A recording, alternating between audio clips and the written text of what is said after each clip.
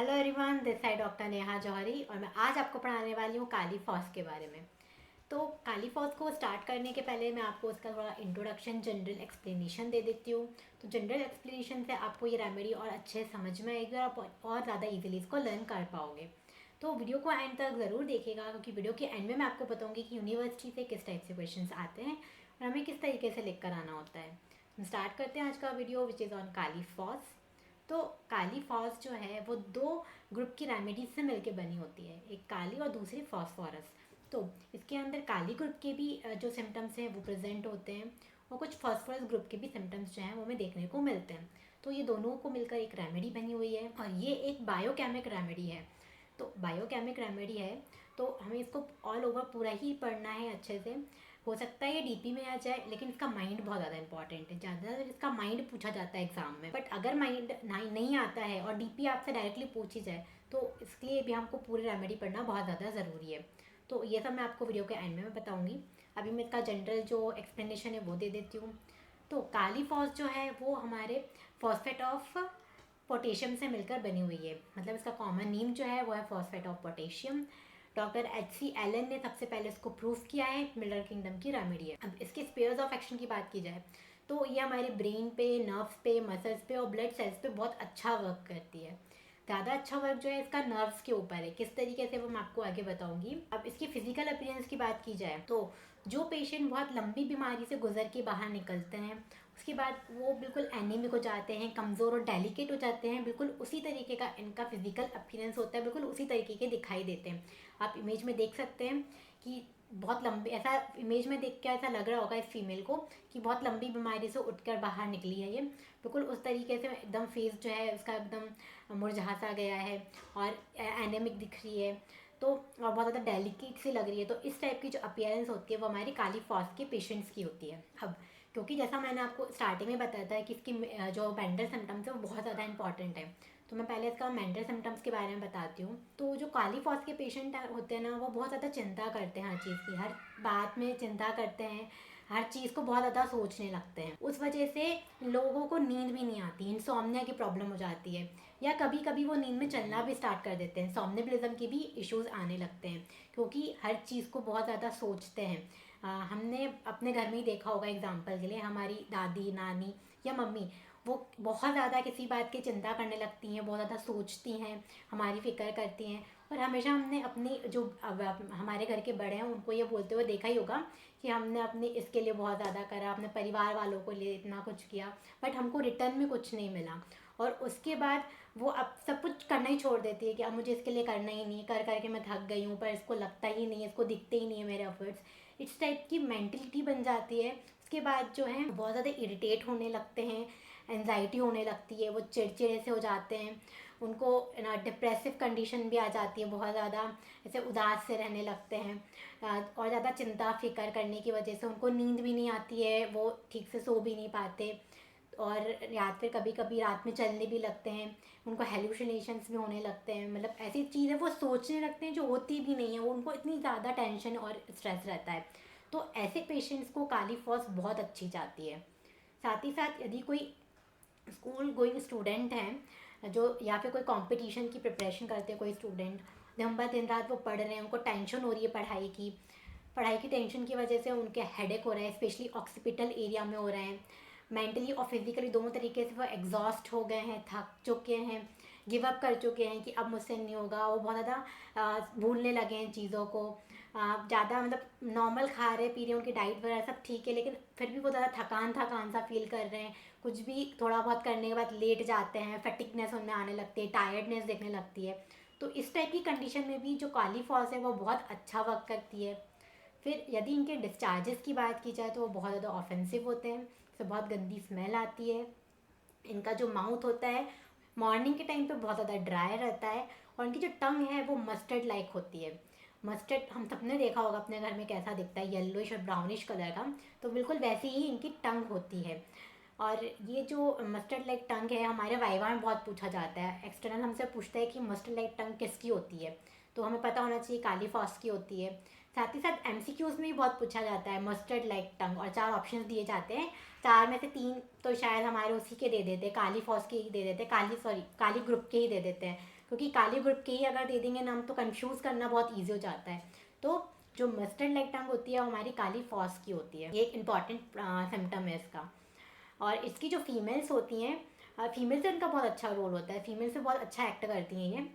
इनकी जो फीमेल्स जो होती हैं उनको अगर मेंसेस नहीं आते, एमेनोरिया की दिक्कत हो जाती है, या मेंसेस आते हैं बट बहुत डिले हो जाते हैं, टाइम पे प्रॉपर उनकी साइकिल नहीं होती, जो उनका फ्लो होता है वो बहुत ज़्यादा स्कैंटी होता है, मतलब बहुत कम होता है, स्कैंटी रहता है, फ्लो ठीक से नहीं होता, तो उस कंडीशन में भी काली फॉस जो है वो बहुत अच्छा वर्क करती है। उसके बाद ये जो रेमेडी है हमारे नींद के लिए, मैंने आपको जैसे बता ही दिया कि नींद में भी इश्यूज जो होते हैं उसके लिए बहुत अच्छी है। मेंसेस मैंने बता दिया। डायरिया के लिए बहुत अच्छी रेमेडी है। यदि कोई इंसान को बहुत ज़्यादा डिप्रेसिव कंडीशन में है, या इरिटेबल हो रहा है, बार बार चिड़चिड़ा जा रहा है, या बहुत ज़्यादा एग्जॉस्ट हो गया है, तो उस कंडीशन में भी जो उसको डायरिया होता है, तो उस कंडीशन में जो हमारी जो काली फॉस है बहुत अच्छा वर्क करती है। डायरिया जो है वो बहुत ज़्यादा वाटरी होगा, तो बहुत प्यूट्रिड और बहुत गंदी सड़ी हुई सी स्मेल आएगी उसके डायरिया में से, बहुत ज़्यादा इनटॉलरेबल रहेगी उसकी स्मेल। साथ ही साथ अगर किसी पेशेंट को न्यूरैल्जिक पेन है, मतलब नर्व पेन हो रहा है बहुत ज़्यादा, तो नर्व पेन में भी काली फॉस जो है वो बहुत अच्छा वर्क करती है। और यदि नर्व पेन हो रहा है किसी पेशेंट को बहुत ज़्यादा हाथों पैरों में या कहीं भी बॉडी में, और वो वहाँ पे ठंडे पानी से या आइस से सिकाई कर रहा है, ठंडी कोल्ड एप्लीकेशन से सिकाई कर रहा है, तो उसके बाद उसको उसकी दिक्कतों में आराम मिल रहा है, तो हम काली फॉस के बारे में सोच सकते हैं कि यस काली फॉस बहुत अच्छा वर्क करेगी। तो ये सब तो जनरल मैंने आपको पूरा काली फॉस के बारे में शॉर्ट में बता दिया। इसके हेल्प से आप पूरी काली फॉस जो है अच्छे से प्रिपेयर करके लर्न कर सकते हैं। ज़्यादा आपको लर्न नहीं करना पड़ेगा, यदि आपने अच्छे सुन के समझ लिया है तो आपकी जो पूरी काली फॉस है वो प्रिपेयर हो जाएगी। अब मैं आपको पूरा काली फॉस अच्छे से एक्सप्लेन कर देती हूँ ताकि और अच्छा आपको अच्छे से समझ में आए। तो काली फॉस का कॉमन नेम जैसे मैंने आपको बताया कि फॉस्फेट ऑफ पोटेशियम है। डॉक्टर HC Allen ने इसे प्रूव किया और मिडल किंगडम की ये रेमेडी है। स्पेयर्स ऑफ एक्शन की बात की जाए तो ये न्यूरैल्जिया के लिए मैंने आपको बताया बहुत अच्छा एक्शन करती है, बहुत अच्छा वर्क करती है, तो नर्व्स पे अच्छा काम है। मैंने बताया नींद में इसको इश्यूज होते हैं, नींद ना आना, तो ये जो ब्रेन पे अच्छा वर्क करेगी, मसल्स पे और ब्लड वेसल्स पे इसका एक्शन बहुत अच्छा है। फिजिकल मेकअप की बात करें तो जो पीपल एनीमिक होते हैं, क्लोरेटिक एंड डेलिकेट पर्सन्स होते हैं, worn out from the long suffering, ऐसा लगता है कि कोई लंबी बीमारी से उठ के बाहर निकले, इस टाइप की जो फिजिकल अपीयरेंस शो करते हैं, दिखाई देते हैं, उस टाइप के पेशेंट्स के ऊपर काली फॉस बहुत अच्छा वर्क करती है। नेक्स्ट थर्मल जो है इसके चिली होते हैं, मियादम सोरा आ जाता है, और नर्वस टेम्परामेंट के पेशेंट होते हैं। अब पैथोजेनेसिस की बात की जाए तो काली फॉस एक्ट करता है हमारे ब्रेन्स पे, नर्व सेल्स पे, और हमारे ब्लड के जो कार्पोसेल्स होते हैं, ब्लड सेल्स होते हैं, उनके ऊपर बहुत अच्छा एक्ट करता है। तो kali phos act upon the brain, nerve cells, upon the corpuscles of the blood, affecting the nutrition को अफेक्ट करता है, causing irritation followed by inflammation and lasting moderate degree of degeneration. इसका ये पैथोजेनेसिस है। कितनी बार ऐसा होता है कि 2 मार्क्स में पूछ लेते हैं। फिर गाइडिंग सिम्टम की बात की जाए तो यदि आपने मेरा जो मैंने एक्सप्लेनेशन दिया है वो अच्छे से समझा है ना, तो फिर सारी पॉइंट आपको यहीं मिल जाएंगे गाइडिंग्स में। तो क्या है इसके अंदर, condition arising from want of nerve power, neurasthenia, mental and physical depression, और wonderfully proved by this remedy. तो जो पेशेंट को मेंटली और फिजिकली बहुत ज़्यादा डिप्रेसिव रहते हैं, उस कंडीशन में ये रेमेडी बहुत अच्छा वर्क करती है। It correspond to the state of adynamia. Adynamia का मतलब होता है लैक ऑफ स्ट्रेंथ और energy due to any illness, मतलब किसी लंबी बीमारी के बाद जो पेशेंट में एनर्जी बिल्कुल नहीं रहती, वो उठ नहीं पाता, ज़्यादा एक्टिविटीज़ नहीं कर पाता, एकदम थकान थकान सा, थका हुआ सा फील करता है, उस कंडीशन को हम बोलते हैं adynamia. And decayed gangrenous condition. फिर great prostration done all through the remedy. जो इनके पेशेंट है हमेशा थका थका बहुत ज़्यादा टायर्ड ही फील करते रहते हैं, तो प्रोस्टेशन का मतलब यही होता है। और इसकी कंपैरिजन में जो आती है हमारी एसिड ग्रुप की मेडिसिन आ जाती हैं, जैसे कि एसिटिक एसिड हो गई हमारी, तो जितनी भी एसिड ग्रुप की रेमेडीज़ है ना, वो ये वाला कैरेक्टर बहुत ज़्यादा प्रोमिनेंटली शो करती हैं, प्रोस्टेक्शन एंड एग्जॉस्शन वाला। नेक्स्ट आता है discharges. Discharges are very offensive and putrid. इसके जितने भी डिस्चार्जेस होते हैं वो बहुत ज़्यादा ऑफेंसिव होते हैं, ये स्टार्टिंग में मैंने आपको बताया था। न्यूरैल्जिया के लिए बहुत अच्छी रेमेडी है। जब भी उसको न्यूरैल्जिक पेन या नर्व पेन होगा, उसके ऊपर एक कोल्ड एप्लीकेशन, मतलब बर्फ़ से या ठंडी चीज़ से सिकाई करेगा, तो उसके इसके दर्द में आराम मिलेगा, स्पेशली अगर उसको राइट साइड में कोई इशू है। तो टंग है वो ब्राउनिश और लाइक मस्टर्ड लाइक टंग होती है, आप देख सकते हैं इमेज में। Tongue is excessive dry morning and time पे इसकी ड्राई जो टंग है वो बहुत ज़्यादा ड्राई होती है। The nervous gone sensation at the pit of the stomach. इस टाइप के जो पेशेंट होते हैं उनको जब भूख लगती है तो उनको ऐसा लगता है कुछ ना कुछ खाना है, मुझे भूख लग रही है, मुझे कुछ खाना है। लेकिन जैसे ही वो कुछ खा लेते हैं तो उनको बहुत ज़्यादा नोजिएटेड फील होता है, उसको ऐसा लगता है कि मुझे वॉमिटिंग जैसा आ रहा है, जो खाना है वो डाइजेस्ट ही नहीं होता, इनडाइजेशन के इश्यूज आते हैं। तो उस टाइम पे जो उनको अजीब फील होता है ना, उसी को हम बोलते हैं नर्वस गोन सेंसेशन। देन आता है diarrhoea, full of putrid odour, मतलब बहुत ही गंदी स्मेल आती है, cause by fright with depression and exhaustion. Menses too late और टू स्कैंटी होते हैं in pale, irritable, sensitive. Sleep की बात की जाए तो स्लीपलेसनेस आफ्टर वरी, बहुत ज़्यादा चिंता फिक्र करने के बाद जो है इनको नींद ना आना, इंसोम्निया की दिक्कत होने लगती है। साथ ही साथ जो बच्चे हैं वो रात में चलना स्टार्ट कर देते हैं, insomnia, walking and sleep in children, बच्चों में ज़्यादा ये कैरेक्टर देखा जाता है। अब इंसोमनिया सोमनेबिलिज्म की जो रेमेडी है इसकी कंपैरिजन में आती है साइलेशिया। साइलेशिया के अंदर भी ये बहुत कैरेक्टरिस्टिक फीचर है। तो यदि आपसे कोई पूछ ले कि साइलेशिया मतलब सोमनेबिलिज्म के मेडिसिन के बारे में, कौन कौन सी मेडिसिन है जो सोमनेबिलिज्म में यूज़ की जाती है, तो आप बता सकते हैं कि एक कालीफॉस है और दूसरी साइलेशिया है। नेक्स्ट, एलिमेंट्स फ्रॉम, इसको दिक्कतें किन चीज़ों से होगी, ग्रीफ, सेक्सुअल एक्साइटमेंट, इंडल्जेंस और सप्रेस। फिर माइंड, अब इसके माइंड की बात करते हैं। तो पहले ही मैंने स्टार्टिंग में आपको बहुत अच्छे से एक्सप्लेन किया इनका माइंड कैसा होगा, तो बस अगर वो चीज़ याद है तो आप पूरा माइंड ईजिली इसका लिख कर आ सकते हैं। एंड जो हमारी कालीफॉस का माइंड है वो बहुत इंपॉर्टेंट है, 5 मार्क्स में इसका माइंड पूछा जाता है। यदि माइंड नहीं आता तो इसकी डीपी आ जाती है, क्योंकि कालीफॉस जो एक बायोकेमिक रेमेडी है, बायोकेमिक रेमेडी है, तो हम सिर्फ इसकी एक पर्टिकुलर चीज़ को ऊपर डिपेंड नहीं रह सकते। लेकिन यदि आपका एग्ज़ाम बिल्कुल पास है, आपके पास बहुत ज़्यादा टाइम नहीं है और बहुत ज़्यादा आप याद भी नहीं कर सकते, तो आप जनरल जो मैंने आपको एक्सप्लेन किया था स्टार्टिंग में, बस वो याद रखें और माइंड को अच्छे से पढ़ के जाना है। तो उसकी हेल्प से ही आप पूरी जो रेमेडी है अच्छे से लिख कर आ सकते हैं। माइंड कैसा है इसका, very nervous, depression of spirit, general irritability, great despondency about business, loss of memory, indisposition to meet peoples, लोगों से इसको ज़्यादा मिलना जुलना पसंद नहीं होता, शर्मीले होते हैं, शाइनेस, डिक्लाइन टू कन्वर्स, बात करना ज़्यादा पसंद नहीं करते, want of energy, slightest labour seems a very heavy task, छोटा सा कोई भी काम इनको दे दिया जाए करने के लिए तो उनको ऐसा लगता है कि बाप रे कितना बड़ा काम मुझे दे दिया, मैं कैसे करूँगा, तो छोटा सा काम भी उनको बहुत ज़्यादा हैवी टास्क जैसा लगता है। Brain fat from overwork, anxiety, nervous dried, lethargy, बहुत ज़्यादा एंग्जाइटियस हो जाते हैं, उनको चिंता फिक्र बहुत ज़्यादा होती है और बहुत ज़्यादा थकान थके थके से फील करते हैं। ग्लूमी मूड, मतलब इमोशनली मूड में रहते हैं, दुखी से ही मूड में रहते हैं। Fancies, look on the dark side of everything, हमेशा हर चीज़ की वो डार्क साइड देखते हैं। वो मतलब कोई भी चीज़ उनसे या कोई भी बात की जाए तो उसका वो अच्छा साइड नहीं सोचेंगे, वो गलत ही सोचेंगे कि नहीं, अगर इसका ये उल्टा ऐसा हो गया, हम ये करने गए कुछ भी अच्छा करने गए तो उसका कुछ उल्टा हो गया, तो किसी भी बात का वो पॉजिटिव साइड ना देख के उसका डार्क साइड ज़्यादातर निकालते हैं। Dark foreboding, hallucination and illusion of senses. Then head, अब इसके पर्टिकुलर्स की बात करते हैं तो उसमें पहला आता है हेड। तो उनको वर्टिगो होता है फ्रॉम लाइंग, जब वो सोकर उठते हैं एकदम झटके से तो उनको उनका सर घूमने लगता है, उनको चक्कर जैसे आने लगते हैं। यदि वो बहुत देर तक लंबे समय तक बैठे हुए हैं कहीं पे और एकदम से खड़े हो जाते हैं तो उनको चक्कर जैसा आने लगता है। From setting condition and while looking up, और अगर वो ऊपर देखते हैं तो उनको चक्कर आने लगता है। क्यों ये सारी कंडीशन क्यों बन रही है, क्योंकि इस टाइप की जो बहुत लंबी बीमारी से उठ के निकले हैं ना, चिंता फिक्र बहुत ज़्यादा है, एनीमिक है। एनीमिक होने के बाद यदि कोई भी चीज़ सडनली वो करते हैं तो सडनली चेंजमेंट आने की वजह से उनको वर्टिगो की प्रॉब्लम होने लगती है, चक्कर आने लगते हैं। तो vertigo from lying on, standing up, from setting and when looking up. Causation, headache उसको होगा क्यों, हेडेक ऑफ स्टूडेंट्स को होगा या फिर जो बहुत लंबी बीमारी से उठ के बाहर निकले होते हैं उन पीपल्स में जनरली हेडेक देखा जाता है।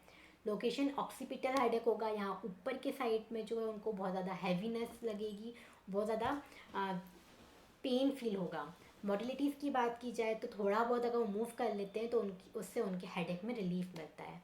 अब जीआईटी की बात की जाए तो सबसे पहले आता है माउथ में स्टोमेटाइटिस, ब्रेथ ऑफेंसिव, फोर्टेड। तो जो पेशेंट्स को अगर बहुत लंबे समय तक मुंह में छाले बने हुए हैं और छाले होने की वजह से बहुत ज़्यादा गंदी स्मेल आती है उनकी ब्रेथ से, अगर आप उनके बगल में बैठे हुए हैं और वो आपसे बात कर रहे हैं तो आपको बहुत गंदी स्मेल आएगी, आप टॉलरेट नहीं कर पाओगे, इतनी स्मेल आएगी। तो ऐसे पेशेंट्स को अगर हम कालीफॉस देते हैं तो वो बहुत अच्छा वर्क करती है। गम्स स्पॉन्जी एंड रिसेडिंग, गम्स जो है उसके जो मसूड़े होते हैं वो बहुत ज़्यादा फूले फूले से होते हैं। टूथ एक विथ ईजिली ब्लीडिंग गम्स, दांतों में उनको बहुत दर्द होता है और बहुत ईजिली उनकी जो गम्स हैं उसमें से ब्लीडिंग होने लगती है। टंग जो है वो ब्राउनिश और मस्टर्ड लाइक होती है, इमेज में देख सकते हैं। मॉर्निंग के टाइम पे ड्राई रहती है इनका जो मुंह है वो बहुत ज़्यादा ड्राई रहता है, टंग में ड्राइनेस रहती है। धीरे धीरे बोलते हैं, ब्रीडिंग ऑफ थी, धीरे धीरे बोलेंगे, धीरे धीरे कुछ भी खाएंगे पीएंगे तो धीरे धीरे चबाएंगे वो। देन थॉट में desire of सॉलो all the time, उनको ऐसा लगता है कि कुछ ना कुछ दिन भर निकलते ही रहते हैं वो। जब भी आप उनके पेशेंट को देखोगे ना तो कुछ नहीं तो बैठे बैठे अपने थुक को ही वो ऐसे निकलते रहेंगे, उनको डिज़ायर रहता है कुछ ना कुछ सॉलो करने के लिए, तो desire to swallow all the time. Hoarseness और लॉस ऑफ वॉइस, ग्रैंग्रीनस और थॉट रहता है, paralyse of vocal cord. Stomach की बात की जाए तो जैसा मैंने बताया था कि नर्वस गॉन सेंसेशन होता है उनको, मतलब जब उनको भूख लगती है तो उनको ऐसा लगता है कुछ ना कुछ खाना है, जैसे ही वो कुछ खा लेते हैं उनको नोजिएटेड जैसा लगता है, नोजिया ऐसा लगता है, वॉमिटिंग हो जाएगी और इंडाइजेशन की इश्यूज होने लगते हैं। उस कंडीशन को नर्वस गॉन सेंसेशन बोलते हैं। फिर aside without nausea, vomiting of सोर, बिटर फूड ऑफ ब्लड, उनको जो वॉमिटिंग होती है वो बहुत ज़्यादा खट्टी खट्टी, इंडाइजेशन रहता है तो बाइल वॉमिटिंग होती है, बाइल की वॉमिटिंग होगी तो बहुत ज़्यादा सोर ही उसका टेस्ट रहेगा या उसमें थोड़ा बहुत जो है ब्लड आ जाता है। देन डायरिया की बात की जाए तो कॉजेशन होता है by fright with depression and exhaustion. जो उसका डायरिया होता है वो बहुत ज़्यादा ऑफेंसिव एंड प्यूट्रिड रहता है और उनको बहुत ज़्यादा इंडाइजेशन की प्रॉब्लम होती है। मेंसेस की बात की जाए तो फीमेल्स की, तो इनके जो फीमेल्स होती है यदि उनको एमेनोरिया है, इनके मेंसेस नहीं आते, उस कंडीशन में मेडिसिन बहुत अच्छा वर्क करती है। या मेंसेस आ रहे हैं बट प्रॉपर टाइम पे नहीं आ रहे, डिले हो रहे हैं और जो उनका फ्लो है वो बहुत ज़्यादा स्कैंटी है, बहुत ज़्यादा कम है, तो उस कंडीशन में भी ये जो रेमेडी है बहुत अच्छा वर्क करती है। बैक एंड एक्सट्रीमिटीज़ की बात की जाए तो पैरालाइटिक और यूमेटिक लेमनेस, जो इनके हाथों और पैरों में एकदम स्टिफनेस बनी रहेगी, अकड़े अकड़े से वे फील करेंगे जब भी वो रेस्ट करेंगे। लंबे टाइम तक अगर वो रेस्ट कर रहे हैं तो बहुत अकड़न सी और सी दर्द सा होने लगता है, लेकिन जैसे ही वो उठते हैं थोड़ा बहुत मूवमेंट करने लगते हैं तो उनको थोड़ा अच्छा लगता है मूवमेंट के बाद। उनको ऐसा लगता है कि जो स्पाइनल कॉर्ड है उसमें सॉफ्टनिंग जैसी हो आ गई है, और ये इडियोपैथिक होता है, मतलब इसका कोई कॉज नहीं होता, हमें नहीं पता ये किस रीज़न से हुआ है लेकिन ऐसा होता है। Then idiopathic softening of the spinal cord. Then patient has trouble in guiding himself, patient खुद को गाइड ही नहीं कर पाता, उसको नहीं पता कि वो कैसे उठेगा, कैसे चलना है, कैसे मूव करना है, लॉस ऑफ मूवमेंट। तो इस कंडीशन में भी हमारी कालीफॉस बहुत अच्छा वर्क करती है। तो patient is trouble in guiding himself, loss of power of movement. Modalities की बात की जाए तो उसका एग्रावेशन होता है excitement, worry, mental and physical exertion, eating cold early morning, और ड्यूरेशन उसको आराम मिलता है वार्मथ से, रेस्ट से एंड नरिशमेंट से। तो ये हो गया कालीफॉस के बारे में। अब ये शॉर्ट ट्रिक जो मैंने बनाई है इसमें सारी इमेजेस के थ्रू आप इजीली इसको समझ सकते हैं एंड इसकी हेल्प से आप पूरी जो रेमेडी है उसको लर्न कर सकते हैं। मैंने सारी चीज़ें इसमें डाली है, जैसे कालीफॉस का जो पेशेंट है उसका फिजिकल मेकअप की बात की है तो बहुत ज़्यादा एनिमिक होता है, क्लोरेटिक और डेलिकेट पर्सन होता है, चिली होता है, मस्टर्ड लाइक टंग है, एडाइनीमिया है, डिस्चार्जेस जो है वो सारे बहुत ऑफेंसिव है, नर्वस गॉन सेंसेशन है स्टमक में, सॉम्नेबलिज्म है, रात में चलने की बीमारी, और यदि न्यूरैल्जिया है, नर्व पेन है, उसके ऊपर वो कोल्ड एप्लीकेशन से सिकाई करता है तो उसको आराम मिलता है उसके दर्द में। तो सारी चीज़ें आप इस तरीके से इस पिक्चर के थ्रू आप याद रख सकते हैं तो आपकी जो पूरी रेमेडी है इसलिए आपको याद हो जाएगी। अब मैं आपको बताती हूँ यूनिवर्सिटी में किस टाइप से क्वेश्चंस आते हैं ना, हमें कैसे लिख कर आना होता है। तो कालीफॉस जो है वो एक, जैसे मैंने आपको स्टार्टिंग में बताया था, एक बायोकेमिक रेमेडी है। तो डायरेक्ट हो सकता है कि आपसे पूछ लें व्हाट इज़ बायोकेमिक रेमेडी, फिर 12 बायोकेमिक रेमेडी के नाम पूछ लें और एक्सप्लेन एनी वन बोल दें। एक्सप्लेन एनी वन बोला तो आपको अगर कालीफॉस याद है बहुत अच्छे से तो आप पूरी पूरी कालीफॉस लिख कर आ सकते हैं। लेकिन यदि आपको कालीफॉस याद नहीं है तो आपको जो मर्जी आए, जो याद है वो लिख कर आ जाए, लेकिन अगर स्पेसिफिकली आपको नाम दे दिया कि नहीं आपको कालीफॉस ही लिखना है तो कालीफॉस पूरा पढ़ के ही जाना पड़ेगा, पूरा लिख ही आना पड़ेगा। तो आपको कैसे लिखना है उसका पूरा जनरल इंट्रोडक्शन देना है, कॉमन नेम, प्रूवर का नेम, कौन से किंगडम को बिलोंग कर रही है, फिर इसके अच्छे एक्शंस कहाँ हैं, इसके बाद कॉन्स्टिट्यूशन क्या है उसका। तो इस रेमेडी को याद रखना है तो याद रखने के लिए आप दो चीज़ें याद रख सकते हैं। पहला आपने इसका मेंटल्स याद रखना है तो अपने घर की मम्मी, दादी, नानी किसी को भी याद रख लें, कितने चिंता फिक्र करते हैं, उसके बाद कहते हैं ट्रबल्स में जाती हैं तो सोचने की वजह से दिक्कतें, तो उससे उनके पूरे मेंटल्स याद हो जाएंगे।